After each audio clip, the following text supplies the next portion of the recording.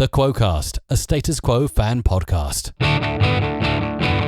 This is Jamie Dyer welcoming you to another edition of The Quo-Cast. And today I am joined by Chief Squidger himself, Jason Hodgson. Welcome to the podcast, Jason. Tell me, how did you get into Status Quo?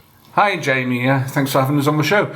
How did I get into Quo? Oh, that goes back a long way. I was brought up in a musical family. But my mum and dad were a bit older than me, and I think we skipped 2 musical generations rather than 1. So there was me growing up in the 80s, and my mum and dad weren't into rock and roll or anything like that. They were still stuck in the days of Mario Lanza and Glenn Miller. So it wasn't until I believe it was my 16th birthday, and I was walking around the town centre with a bunch of friends, and we decided to go into the market hall, which had a big old second-hand record stall, and they all got their pocket money out and proceeded to buy a second-hand record, and I decided to join them, and the one I bought was a second-hand copy of the Whatever You Want 7-inch because I'd heard it on an advert and liked it. It cost me 49 pence. Took it home, played it, loved both sides, went back to the market hall the next week with another 49 pence, bought another second-hand record, and 3,500 Quo records later, I'm still buying Quo records. Wow, 3,500. Is that kind of pressings from all over the world? Yeah, that's everything. If it says Quo on it, I will buy it. It's like they said to the mountaineer, why did you climb Everest? And he said, because it was there. And that's what collectors are like, really. If it's something there that you haven't already got, then you want to have it, as long as the price is right, of course. So, I collect anything and everything Quo-related from anywhere in the world. And many Quo fans will recognise your name because you go back quite a way in journalism with them, don't you? I do, yeah, I suppose. I'm showing my age now, getting a bit old. The first thing I ever did, and I've never been a journalist as such, I've just been a fan and a collector and an occasional writer rather than a journalist. Record Collector magazine that I got into buying religiously about 6 months after I bought my first record, published their first price guide in many years in, I believe it was 1993 or something like that, and I was a student at Liverpool University at the time, which is where I met Paul Bruns, who's still my writing partner to this day. He was based in the same building and saw me walking down the road with a Quo shirt on, which nobody did in 1993, especially not in a university. Anyway, Record Collector put out this price guide, and it was nonsense. And I wrote and told them, like you do when you're young. I would have been 20, 21 at the time. I came back from lectures one day, and the porter said, there's been a phone call for you. A guy from London has been trying to get hold of you, and he's run your parents in Harrogate, and they've told him you're at university, and he's run the university, and they've given him the number of the halls of residence, and then he's run here and left a message for you to get back. And it was the editor of Record Collector magazine who had left a message. And he said, so I phoned him back, and he said, thanks very much for the letter, very interesting, very enlightening in the way that you've taken everything our expert has said and pretty much trashed it. Do you want to tell us a bit more about that? So I did tell him a bit more and, justifying my comments. And then he said, we're actually looking to do another Quo item in the magazine. Would you be interested in writing it? And thinking on my feet, which I don't often do, but I did this time, I said, yeah, I would love to write an article for Record Collector about Status Quo, but what I would really love to do is interview Francis and Rick to go with it. So can you fix that for me? And he said, yeah, why not? We'll have a go at fixing that. So he sent a letter on Record Collector headed paper that I've still got, and it said, we have commissioned Jason Hodgson to write an article about Status Quo, and it was going to be published all over the world and sell hundreds of thousands of copies, because that was the circulation of the magazine at the time. And we authorised him to seek an official interview. I forwarded that on to David Walker, who was manager of Quo at the time. And several months later, I got a response which said, if you can be in Stoke at 3:30 on Wednesday afternoon next week, get on the train that's going down to Euston. Francis and Rick will be on it. They'll just have left the Royal Dalton factory where they've been measured up for the Toby jugs that Royal Dalton did. And we'll be sat on the train for 2 hours going down to Euston. So you will have a first-class train ticket provided and go and sit with them and do the interview there, which is what I did. For various reasons, the chats went on longer than they were scheduled to do, and it wasn't just Francis and Rick I was talking to, because they were there with the entire management team, which was David Walker, Simon Porter, who at the time was PR man, but of course now is their manager, and several record company boards, and I think they were all quite interested to see this scruffy long-haired 21-year-old sat down and giving Francis and Rick a bit of a hard time about the end products that had come out under their name, because at the time their record deal with Vertigo was coming to a halt. They were just signing with Polydor. There'd been all kinds of problems with record company politics, and I was just getting really under their skin about it. So I got some really good interview material. Record Collector were expecting 2,000 or 3,000 words, and they ended up with nearly 20,000, which they then split over 2 magazines, and that article seems to have taken on a life of its own. It's amazing how many people I meet at like Quo gigs or fan club gigs now who remember that, and I think it's just because it was a different set of questions. It wasn't the usual, how do you get your hair so lustrous, what colour socks do you wear, will you be playing rock and roll over the world, and are you an insecure little show-off? Instead of that, it was, why did this record end up looking like this? Which was different. So, yeah, people remember it. So, yeah, my writing about Quo goes back to 93. It's published in 94, that article. Wow. I mean, what a very interesting story that is, because that's, from buying those second-hand records to then talking to them, that must have been some experience for you. I was terrified. I've never been as nervous in my life. I mean, I'd only seen them. I wasn't of an age to have seen them in the 70s or even the 80s. The first time I saw them was in the late 80s. 89, Bridge Bar, 5th of December. So I'd seen them, maybe 7 or 8 times by the time I got the interview. And obviously I'd never met Francis or Rick before. And then all of a sudden there I was in a first-class compartment in the train, sat not only with Francis and Rick, but also surrounded by their management team. And people had said that Francis had a reputation for being quite difficult with journalists, especially ones he'd never met before. I sat down and the manager said, okay, turn on the dictaphone, you're on. So I did, and I turned down and I said, hi Francis, I just want to start off by saying that actually I'm not a journalist, I'm a fan who's been given, and I didn't even get the first sentence out before he just turned around and he gave me a withering look and said, how much longer are you going to bore me for? And talk about intimidating a journalist. That's quite intimidating, isn't it? Absolutely, yeah. So at that point I thought, it's like that, is it? Well, I'm here now, so I'm going to give as good as I get. So when he was started telling his stories and some things he said where I'm not sure who told him various facts, but things were wrong in terms he was talking about like the end products that the fans have to buy, and I was saying, well, what was in the shops isn't what you think was in the shops. And it was very clear in a way that really once the band had finished recording the material in the studio and handed it over to the record company, in a lot of cases it seemed that that's where their involvement ended, and then they trusted the record company to put out the end product, that they thought they'd delivered. And in a way I think it was a bit of a surprise to him in a couple of little aspects to learn that what we as fans were presented with was not what the band had intended to hand over. I think there was a bit of a disconnect there. So we were really able to drill down on that, and I was able to give as good as I got. And especially because Rick at the time was doing a separate interview with Mike Rano, who had just taken over from the Makers Of. It was his first interview with the band, and that overran, so I ended up sat with Francis for a lot longer than I was supposed to do, and I'd run out of scripted questions, and then we just started, chewing the fat and talking about this, that and the other.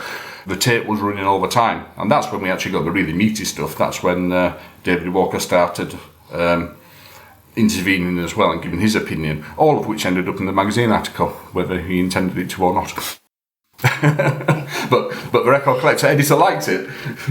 Well, I should think he did if, because it is different with a fan doing that to a journalist, because you have looked into it in a much deeper way, I suppose, than perhaps a journalist would, because they have so many other bands to write about. That's right, yeah. I think in many ways that only a real fan and collector could have, gone off on that particular tangent of questions. The music journalists, I'll speak to several of them, they know everybody in the business, they can speak to any band, they've got a working knowledge of thousands and thousands of artists, but they don't particularly have a very in-depth knowledge of the majority of them.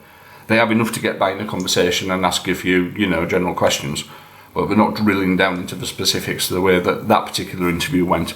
No, and I suppose that the relationship that you were talking about between label and artist is something that you have since kind of been on the tail end of, what with Barrel and Squidger Records. Yeah. It's different because Barrel and Squidger Records is just me. I do a lot apart from little bits that I can't do, such as the graphic design. Dave Renshaw does that, and obviously I don't manufacture the products myself, but I tend to design them and everything. And when you're dealing with people who have been looked after by multinationals, it's a bit of a culture shift for them to be just looked after by one guy who's basically a fan sat at home on his laptop in his pants. I'm working it that way. So yeah, very, very different dynamic for everybody involved. I had no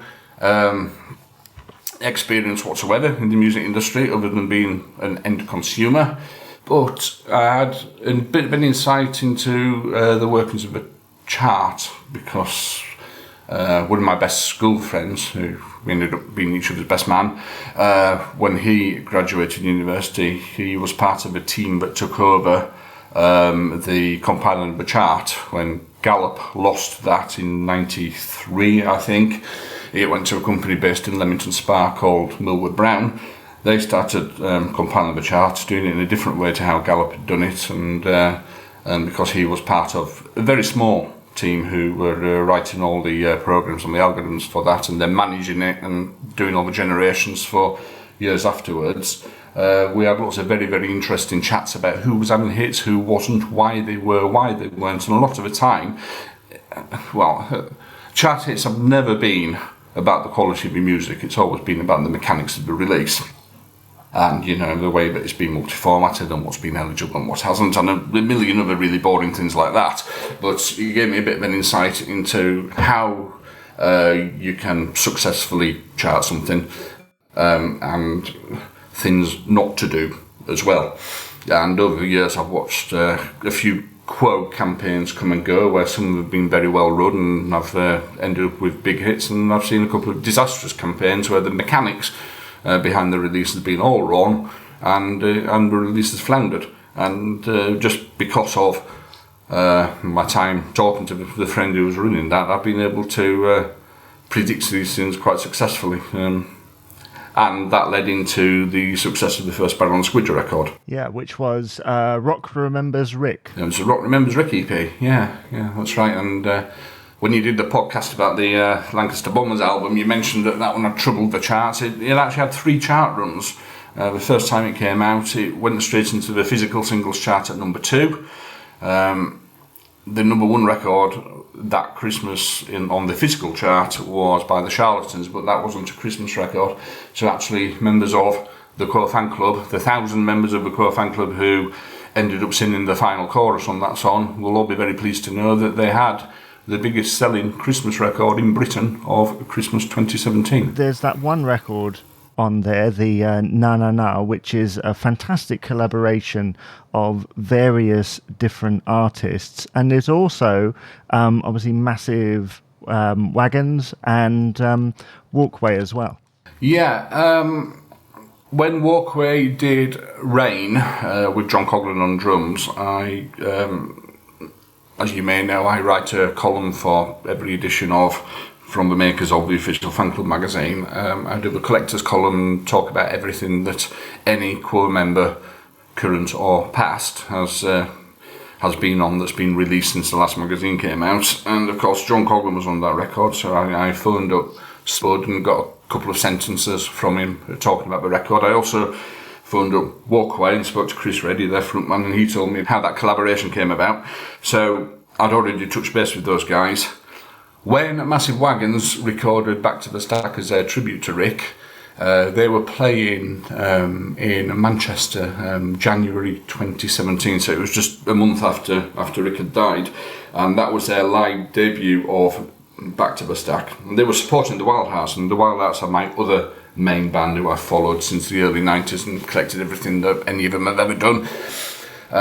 So I was there anyway to watch the Wildhearts. Massive Wagons were there as support, which was a nice bonus, and they debuted Back to the Stack that night, so I was there to witness its first ever live outing. And afterwards I spoke to Baz Mills, their frontman, and said, look, I'm a massive Quo fan, I'm also a massive Wildhearts fan. I really like what you've done in your tribute to Rick. It's fantastic, it's a great song, get everybody, celebrating the life of Rick, even though it was a Wildhearts fan base you were performing it to. And I said I wrote for the fan club magazine, and we just had a chat about this and that and touched base and everything. Then later in the year, when I decided it was going to have to fall to a fan to do a tribute to Rick because the band hadn't done one for whatever reasons that we won't go into, I thought, do you know what, I'll put a tribute record out because it's not going to happen otherwise.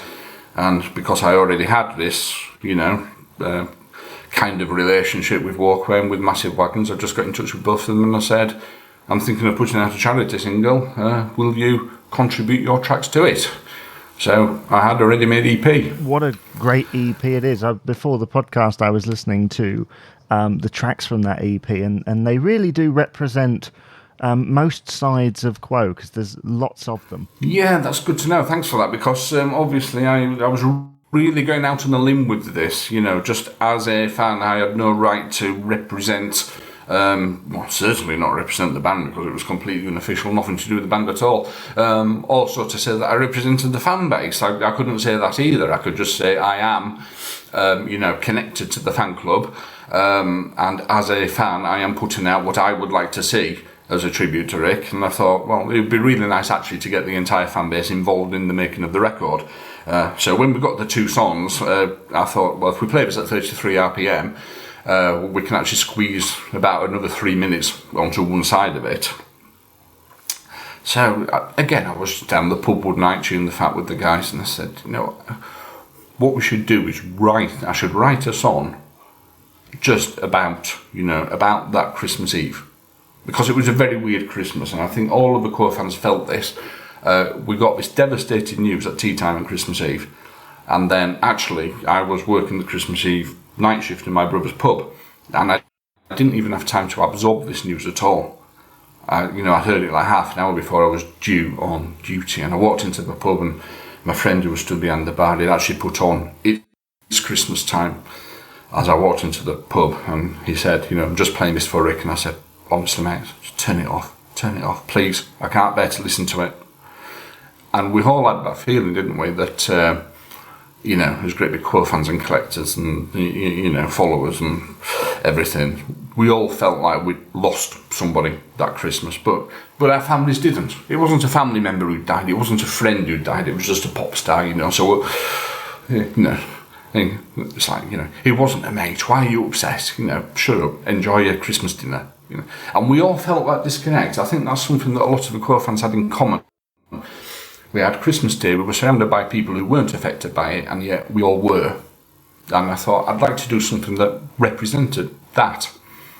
So that's how I ended up. I thought, it's also got to be a song that people know, so it's probably going to have to be an adaptation of an existing song. So I looked through the things that Rick had written, and I couldn't find anything that was like short enough or sweet enough or snappy enough or something that could be rocked up into something different. And then I heard na na na, and I thought, you know what, you can do that, because you've only got 10 lines. There's 2 verses, there's 5 lines each, and na na na. And I thought you could really take that from, the cross-legged campfire strum along that it is at the minute, and you could speed it up, you could rock it up, and you can make it something completely different. So I decided to have a go at constructing something completely different out of that. And then all I needed was a band and a big name to sell it, and a studio. And I had none of these things. I just had an idea written down on the back of a beer mat. Yeah. But the thing is, the beer mat thing, I mean, some of the greatest ideas are born from that, aren't they? Well, that's where Barrel and Squidger came from. It came from our pub quiz team name that was Squirrel and Badger. Don't ask me why, the reasons for that are long forgotten in the midst of time. But one night the quiz master had a few too many drinks, and when he was reading our name out as the winners at the end, instead of saying Barrel and Squidger, he said... Sorry, instead of saying Squirrel and Badger, he said Barrel and Squidger. I'm getting it the wrong way around now as well. And it stuck. So we became the Barrel and Squidger team. So then, again, when I'm sat in the pub saying, I really want to set up a record label and do this, and somebody said, what will you call it? I said, well, Barrel and Squidger Records, why not? It's distinctive and easy to find on Google. I said, yeah, but what does it mean? What does Barrel and Squidger mean? How are you going to design a logo for Barrel and Squidger? I said, well, you'll have a barrel, and then you'll have a squidger, which is half squirrel and half badger, and it sits on the barrel and it plays its records. There you go, job done. And I sketched it out on the back of the beer mat and sent it off to my cousin's daughter, who's quite good at art, and she sketched it into something better. Then off it went to a graphic designer, Dave Renshaw, who professionalised it, and there you are. We had a record label name and logo, and it's, as a name, it's a cryptozoological Google whack, Jamie. And I bet that's a word that's never been used before in your podcast. A cryptozoological Google whack. No, never before, and possibly never again. The record label was born from that release and was a great success. And you've gone on to release lots of indie records, including Sound of Status, who were at the convention a few years ago. What a band they are. They're a fantastic band, and they're a really great bunch of guys, and they impress me no end. I'd already seen them earlier in the year when they played McVention up in Glasgow. And what year was this? 2017, yeah. So early in 2017 was McVention, or was it there 2016? I can't remember. A long time ago now. And I was there, and Yvonne, who runs the fan club, she was there as well. And as they were playing, I said to her, "We have to get these guys on at Butlins. They're so good. They're excellent." And not only were they fantastic as being a Quo covers band, but they also do a really fine line of their own material, and it really fits into this new movement that's going around at the minute called a Nwaka, or the new wave of classic rock, because it wears its influences on its sleeve. It's influenced by Quo, by AC/DC, by Airborne, all these kinds of bands, and it's a real fantastic standalone original classic rock album. And again, that comes back to the recording of Na Na Na. So if I go back to the start of that, this will be another 10 minutes, sorry. CJ Wildheart. As I've said, I followed the Wildhearts for a lot of years, and kind of spoken to most of them over the years, and bought everything they'd done. CJ was living locally. He was living in Knaresborough, that's just 3 miles away from Harrogate, and before I really knew him, I'd just met him a couple of times as a fan. He put a post up on Facebook, and he said, "I'm making a solo album," which she was self-releasing, and he'd been sent the test pressings of the vinyl release, and he had to give the go-ahead to the factory. His deadline was like 2 days hence from him putting his notes up on Facebook. But he said, "I don't own a turntable, and I desperately need to play this record somewhere where I can just go around somewhere, put the record on, sit down for an hour and just absorb it and make sure it all plays all right. Do I know anybody in the vicinity who's got a record player?" So I sent him a message and said, "Yeah, by all means, you come round and play it on my record player. It'd be great, get to have a good chat with a member of the Wildhearts and get an advanced exclusive sneak preview of his solo album." So he came round to my place. played the record, and then we got chatting about this and that and the other, and he saw the size of my record collection, all the Quo as well as all the Wildheart stuff, and he said actually his first gig was Quo in Germany in 1984 when he was growing up on an army base. He said, I can't remember exactly where or when it was, and it just so happened that FDMO, the fan club at the time, was publishing an enormous book by a guy called Andy Flemings called 4,500 Gigs, and it was the most definitive Quo gig history. And I was proofreading that book at that time as CJ was there, so we were able to look through Andy Fleming's book and find out when this gig was, which was CJ's first ever gig.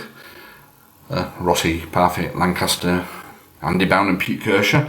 We went for a couple of beers afterwards and we were talking Quo, we were talking the Wildhearts, and I thought when I needed a name who could appear on my version of Na Na Na, I thought, well, why not give CJ a ring? Because the worst thing that can happen is that somebody will say no. And the entire premise of the charity record was let's just ring up as many people as we can, ask them to get involved, and the worst that can happen is that they will say no. And as it happens, nearly everybody said yes. The only people who said no were ones who were booked elsewhere, who weren't physically able to do it, and I won't name names, but the vast majority of them were actually apologetic and saying what a great idea it is, and you've got some good names involved already and everything. So the reaction to it was far, far better than they were expected. So CJ agreed to be a part of the record. He said he didn't have the time because he was working on his own, releasing his own solo album. He said he didn't have the time to record the entire song, but he said, yeah, you can put me down for the solo and maybe some backing vocals or something. So I now had a big name, a big star who was going to be involved in it, but I didn't have a studio and I didn't have the rest of the band. And then I was reading the local paper just 2 days later, and in the local paper was a story about a guy living in Harrogate who'd set up his own recording studio. And I recognised the name and I thought, I know this guy, because I mentioned earlier that my brother had a pub in Harrogate and it had a function room upstairs, and a bunch of greasy hairy rockers used to come in every couple of months, hire the room and put on their own rock nights, and he was one of these guys. So he'd have remembered me from serving them drinks all night. And I also happened to know that he was a massive Wildhearts fan. I'd often wear a Wildheart shirt behind the bar, and we got talking about that as well. So I contacted him completely out of the blue, having not seen him for a couple of years, and I said, you may remember me from the rock nights at the Empress in Harrogate, and I know you're a massive Wildhearts fan, and I'm putting together a charity record for Rick Parfit. All the money's going to go to a kids' cancer charity. I need a studio, I need a house band. In return for that, CJ Wildheart is going to be on the record, and he'll come into your brand new studio. How's that? So he was very intrigued, wanted to know more, and he agreed to produce a record. So he brought in some local instrumental talent, which included the guitarist Ben Marsden, who was also playing with another Wildheart at the time. He was playing with Danny McCormack in a band called the Main Grains. Ben is now plying his trade in the band of Warner Hodges, who's the guitarist in Jason and the Scorchers, who supported Quo at Milton Keynes Bowl that day in 1984, so that's another nice Quo connection. So we got the backing track laid down, and we're going to get some professional vocalists coming to do the lead vocal, and a couple of paths through the studio. And the producer had been grabbing all the artists who came in and said, well, I want like 20 vocal layers of all the na-na-nas, I can really build it up massive. So he had loads and loads of people who'd laid down the na-na-nas, but he'd try to find somebody who would suit for the lead vocal. And they'd looked at my new lyrics for the song, and listened to it in conjunction with the backing track, with the rhythm, guitar and everything that we got laid down, and they'd said, well, it doesn't scan, it's too wordy, there's too many syllables, it doesn't fit. So I'm sat there in the studio with John Shepherd, the producer, one night, listening to the work in progress, and he said, this is the problem I've got, your lyrics don't fit. And I said, yeah, they do. No, they don't. The professional vocalist can't make it fit. And I said, well, I know it fits because, I've sung it in my head 1,000 times. He said, well, there's a microphone. Off you go. I said, well, what do you mean I can't sing? I was in a rock band once, and I was fired after one gig, and it was the correct decision. But he said, just do it for the time, and then if you say that the lyrics scan, then just go down and lay it down, get the timing right, and then we can hand it over to a professional vocalist. And I went, yeah, that's okay, then I can do that. And it was just me and him in the studio late one night. So I went and stood by the microphone, and he played me the backing track into the headphones, and I just sang along and put down the guide vocal. And he said, after I'd laid it down, he said, well, that was good. He said, you got the timing right. I now see that, yes, it does scan, yes, it does fit. He said, do you know where you went wrong? And I said, yeah, I missed a couple of notes. I've got better ears and I've got ability. I can hear if something's wrong, but I can't necessarily perform it correctly. So he said, we'll do it again. I don't need to do it again. I got the timing right, and that was what you wanted me to do it for. He said, well, look, he said, not being silly, but, it's a voluntary thing. We're really strapped for time. You want the whole thing finished, in a couple of days. You're not paying for it. Just get out there and do it again. If you know where you went wrong, just see if you can, get it right. So I tried it another couple of times, and the third time I got the timing and the notes more or less right. So we took what we had then, and we sent it off to CJ to say, look, this is a work in progress, so start on, constructing your solo and the guitar stems that are going to go over the final choruses and everything. And he came back the next day, and he said, I've recorded the solo at home, in my home studio. And I thought, damn, that's not right, because I'd said to the guy that in return for producing it for free, I would get CJ into his studio. So I said to CJ, can you pop into the studio anyway? Because, this is how I've got the studio time for free. He wants to meet you. He wants the prestige of having you in his studio. And he said, yeah, sure, I'll pop in and put down some backing vocals. Great, fantastic. So he came in, and as he walked in that night, he said, so that work in progress he sent me, who was that on lead vocals? I said, well, that was me, but it was just my guide vocal. It's going to be replaced by a professional shortly. And he said, nah, you've got to keep it. He said, it's got a really good narrative quality. I said, what do you mean by narrative quality? You mean more that it was more spoken than sung? He went, yeah, but it works. I said, does it? Are you sure? He went, yeah.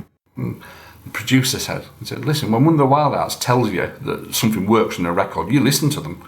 You take their advice, So I said, yeah, I didn't really want to front this record. I wasn't actually supposed to be on it at all as a performer. I was just putting together other artists. I went, no, you've got to go with it. I said, well, my voice is far too thin and weedy. It's completely exposed. So I said, rather than just put down backing vocals on the chorus, I said, can you do a harmony line through the verses as well? And then my friend called Boss Kane came in and did another harmony line on the second verse, and they were all mixed in together. So yeah, not only did I accidentally end up being on the record and accidentally end up taking the lead vocal, I also accidentally ended up singing a duet with a Wildheart, who was only ever going to put the solo down. So none of this was planned. It all just happened. Well, it was, as US painter Bob Ross would say, a happy accident. It was a very happy accident, yeah. And then I thought, how can I... going back to what we were talking about, sometime in the last century now. Sorry for going on a bit. I thought, how can I get the fan base to get into this? And Minehead was coming up, and I thought, I know. Let's get the entire fan base to sing the final chorus, because you'll know it anyway. Apart from the fact that I've changed the words of the final na-na-nas to "We'll light a candle each Christmas Eve for Rick," and I thought, well, surely they can learn that in 2 minutes on stage, and then I can get 1,000 members of the fan base to sing it. And we can record them, and they'll all really get behind the record because they'll all be on it. So I didn't know actually how we were going to pull this off and how we were going to teach the song to the crowd and get them to sing along and do it all in time and everything, until I was given a 5-minute spot by Yvonne to get out on the stage and do it, and it was going to be just before Sound of Status went on stage. And I thought, do you know what? I thought, actually, if Sound of Status are there on the stage with me, playing it and singing it with me, then that will make it so much easier to get the crowd to join in on it, and I will feel much less exposed and idiotic. I'll have a band behind me. So an hour before Sound of Status were due on stage, myself and Yvonne went into their dressing room backstage and told them all about the project, and asked them if they would go out on stage with me before their set and lead the crowd in a 1,000-strong single, and they said yes. They weren't fazed by it at all. They agreed to it instantly, and they couldn't have been more professional about it, and they were absolutely fantastic, and I cannot speak highly enough of them as a band. Oh, it really does finish off that record beautifully, and as I said, it was the start of quite an association with all things Status Quo on record, because Barrel and Squidger since then have released obviously the Bombers album, which is exceptional. Thank you. Yeah, well, that came about because Alan was coming back to the 2019 convention as well, after he'd done the 2017 one. Incidentally, I was talking to Alan backstage before the 2017 one, and I showed him like the poster for the Rock Remembers Ricky EP, and he said, "Looks great." I went, "Thank you." He said, "Don't do it." I'm like, "What?" He said, "Take my advice, don't do it." I said, "What do you mean?" He said, "Two things. Singles don't make money. Singles are loss leaders, especially 7-inch vinyl singles. Not even Status Quo. I put out a 7-inch single for 15 years at that point." And he said, "Rick having died is a bandwagon. There's a lot of people jumping on that bandwagon trying to make money out of Rick." So he said, "It's coming from a good place. You're doing it for charity." But he said, "Take my advice, don't do it." And I thought about it, and I thought, do you know what? He's absolutely right in what he says. Singles don't make money if you distribute them through shops. So you're only getting, a dealer price. But I will be dealing direct with people. And also about the bandwagon thing, I thought, well, I understand completely what he's saying, but this is something where I'm getting 1,000 members off from the makers off to sing along on it so that they can be involved. And every penny of the profit is going to go to the Show and Smile Foundation. And I thought, I'm sure that the fan base will get behind that. So, actually, I ignored Alan's advice on that one. And in a way, I'm glad I did. Yeah, so Barrel and Squidger was set up originally purely just to do the Rock Remembers Rick EP. But after we'd had success with that, I thought, well, why not keep it as a label and go off and do some other stuff? I'd signed Sound of Status, I put their record out, Godspeed deserved it. And then Alan has quite a few bits of material that he's had kicking around for a long time that's never come out. And he wanted to bring something to the convention, something new that the fans had never heard. He'd found this recording of himself playing with John Coghlan in Sydney in 1989. It had been professionally recorded on a mobile recording studio, but the tape he had was not the best quality, and it was mono. And he'd sent it off to John Eden and said, "Can you do anything with this?" John Eden, of course, was Quo producer and engineer around the late 70s, early 80s, and then he came back on the scene again when he completely took apart the rock and roll of the world and reconstructed it and made it sound as a Frantic 4 album could sound. So yeah, John Eden was sort of back in the Quo world, so Alan had sent him this Bombers tape and said, "Can you do anything with it?" And John Eden said, "Well, no, not really, because of the quality of the tape." So Alan had a rummage, and then he'd actually found a different tape, which was like a multi-microphone feed, and this technical stuff I don't really know or understand or need to know. Anyway, he sent this other tape off to John Eden, and John went, "Now we're talking, we can do something with this." So he cleaned it up and sprinkled it with his fairy dust as he does, and it sounds absolutely phenomenal. So Alan had then been talking to Yvonne about the convention, and she'd got Andy Gamble involved, who runs the film crews, who put the DVDs together and everything, and he's an audio-visual man, and we're saying, what can we do with this? Shall we just give it to the fans as a download? And Yvonne, with her collector's head on, said, well, no, we should do something better with this. So then they started talking to Andy about, can you knock up some CDs, and Andy was going to sort out some, greenback CDRs or something, just so we had a cheap product to give to the fans. And at some point, Andy was talking to Dave Renshaw, who does the artwork. He got involved in a slipcase for it. And at one point, all three of them said, "This is too good for this. This shouldn't just be like a giveaway or a cheap knockoff item. This deserves to be a really nice product." And all three of them pretty much independently said to Alan, "Why don't you get in touch with Jason and see if Barrel and Squidger will release it properly?" And they told me about it as well, what was going on. And then I got in touch with Alan and I said, "Well, let's do it. Let's give it the release that it deserves." I said, "I've got an idea. Let's do red, white and blue vinyl. We'll do a CD as well. What do you think?" And Alan said, "Do you think it would work?" You know, do you think there's a project there? Do you think you can do it without losing money? I said, I'm sure I can. Sure we can, because we're going to do it as a really small boutique pressing. We're going to sell it direct to the Quo fan base. There's going to be no middlemen. You know, it's all going to come to us. I'm sure we can make it work. So at that point, we started developing this project. Now, Dave had already started on the artwork, so I just needed to tweak it. I needed to squidgerate it, put the Squidger logos on it and everything. And also because a lot of live recordings are bootlegs, or they're assumed to be bootlegs. I said to Alan, can we have a quote from you, a contemporary quote that we can date, to go on the sleeve to make it clear that this is an official, authentic product. So we got that. But all of this was only about 3 months before convention. It was a bit of a rush job at this point, and when you reviewed the album in your last podcast, you gave it an excellent review, but one point you picked up on was that the CD was only in a slipcase, which was a little bit disappointing, and I completely agree with you on that one. I just want to explain why. It's because we'd run out of time. It had to go to the factory.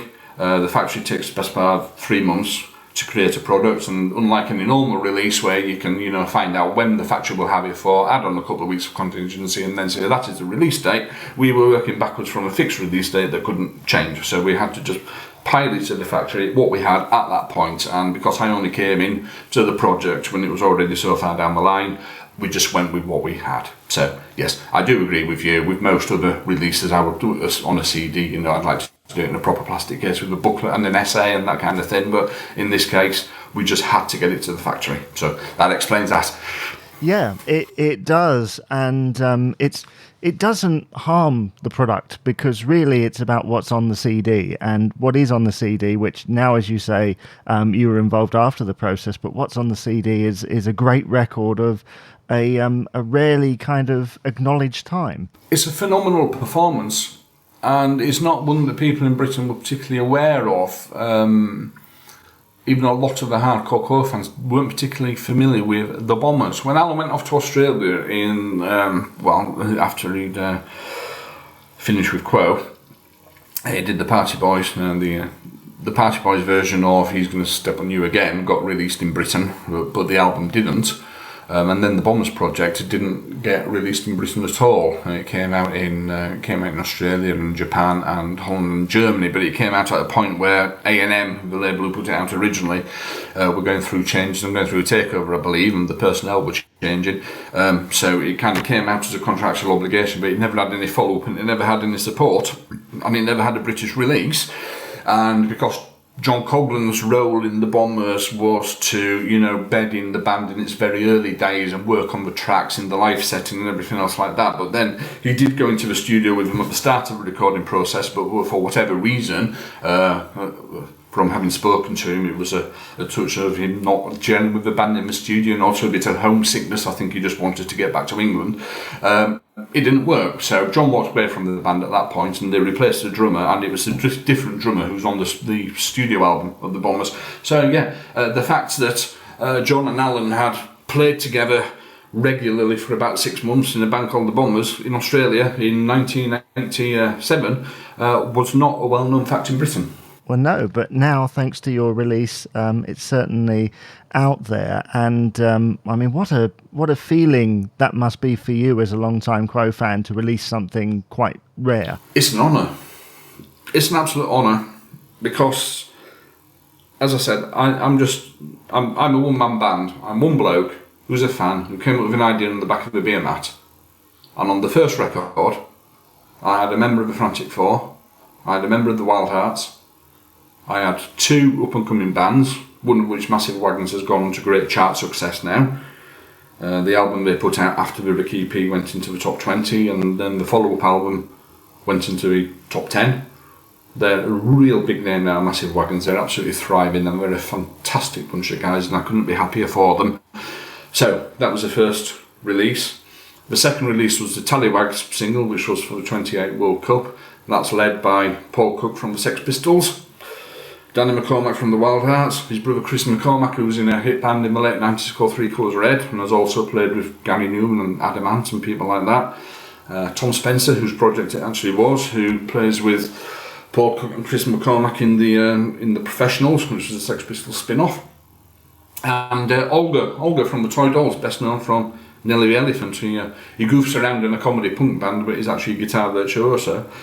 So to have that calibre of musician on my second release was an absolute honour as well. And that record went straight into the physical singles chart at number 8. It was actually the only single associated with the World Cup that charted in 2018. So that was another, amazing honour, something to be chuffed about. And it's just kind of gone from strength to strength from then. People sat up and noticed when I delivered the number 2 chart entry with the first record, and actually the Ricky EP charted on a further 2 occasions.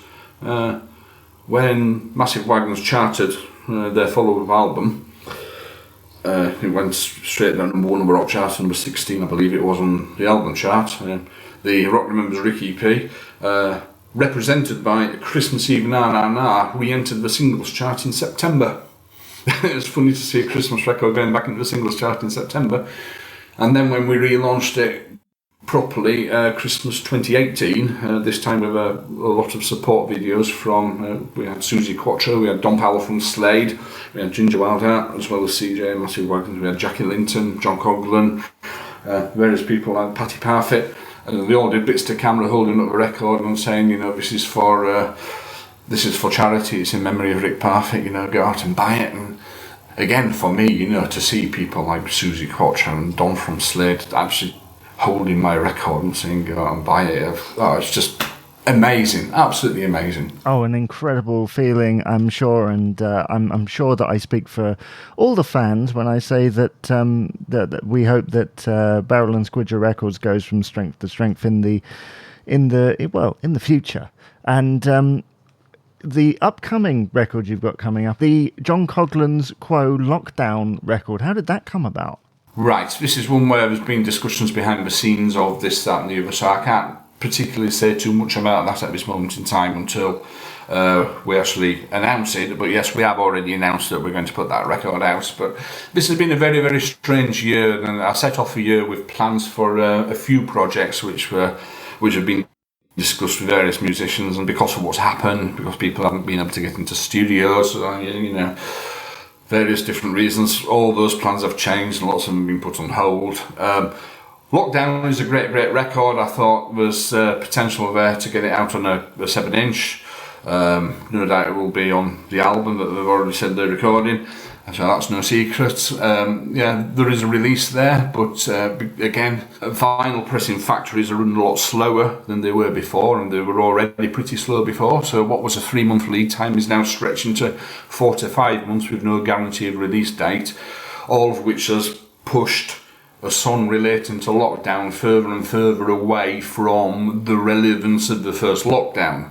The fact that we now have a second lockdown is another happy accident.